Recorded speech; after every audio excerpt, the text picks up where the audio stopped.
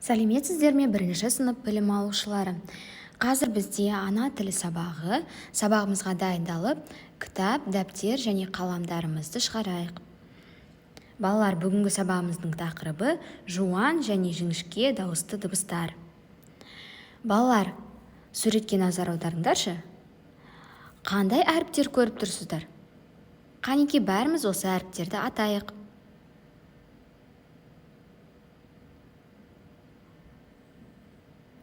Жарайсыңдар балалар.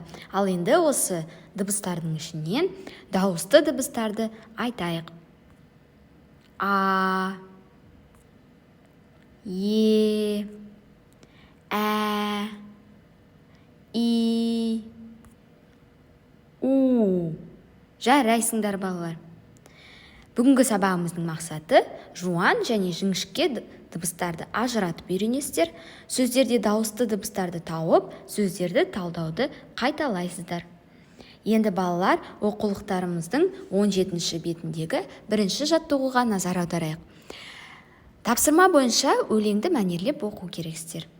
Мен өлеңді әдемілеп оқып берейін, сосын сіздер менен кейін өздеріңіз мәнерлеп оқисыздар. Балақайлар әні. Ардақтаймыз атаны, аялаймыз әжені. Атам қандай ақылды, әжем қандай әдемі. Атам, ататай, ойнақтайды ботатай.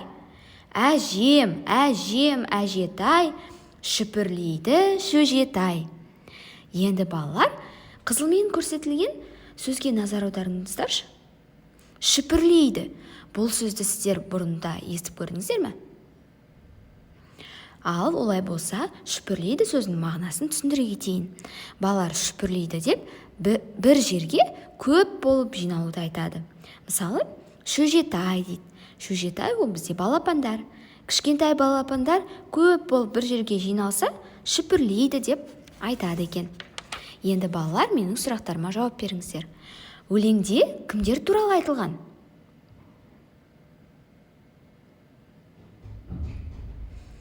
Ата, әже, бота сөздеріндегі дауысты дыбыстарды атаңыздар.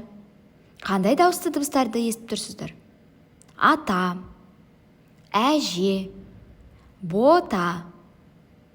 Енді осылардың жуан немесе жіңішке екенін білу үшін мұқият зер салып қараңыздар.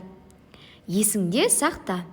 Балалар, дауысты дыбыстар екіге бөлінеді. Жуан және жіңішке. Жуан дауысты дыбыстар өзі аты айтылып тұрғандай жуан айтылады. Яғни жуан дауысты дыбыстары бар сөздер жуан естіледі.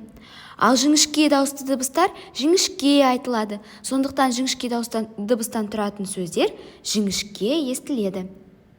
Жуан дауысты дыбыстарға осы дыбыстар жатады. А, О, О. Жіңішке дауысты дыбыстарға Ә, Е, Ö, Ү, І. Балалар, осы ережені есте сақтап, жаттап алыңыздар. Ал енді дәптерлерімізді ашып, бүгінгі күнді жазайық. 27 қаңтар, 18 беттегі 3-ші жаттығуға назар аударыңыздар. Берілген әріптерден бірнеше сөз жасау керексіздер. Бұнда сіздерге 2 гүл берілген. Осы әрбір гүлдің ішінен бірнеше сөздер жасауға болады. Ол үшін әріптердің орындарын ауыстырып, сөздерді мағынасына қарай құрастырасыздар. Құрастырған сөздеріңізді дәптерге жазып алыңыздар. Олай болса, бүгінгі жуан және жіңішке дауысты дыбыстар тақырыбы сіздерге түсінікті деп ойлаймын. Егер түсініксіз болса, маған жазуларыңызға болады. Мен сіздерге түсіндіріп беремін. Үйге тапсырманы жазып алыңыздар.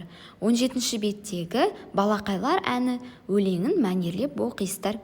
Және 18-ші беттегі 2-ші жаттығуды дәптерге көркем жазасыздар. 2-ші жаттығуда сіздерге мақал берілген. Ол мақалды кітаптан ақ дәптерге көшіріп жазып маған жібересіздер. Бүгінгі сабағымыз аяқталды. Сау болыңыздар.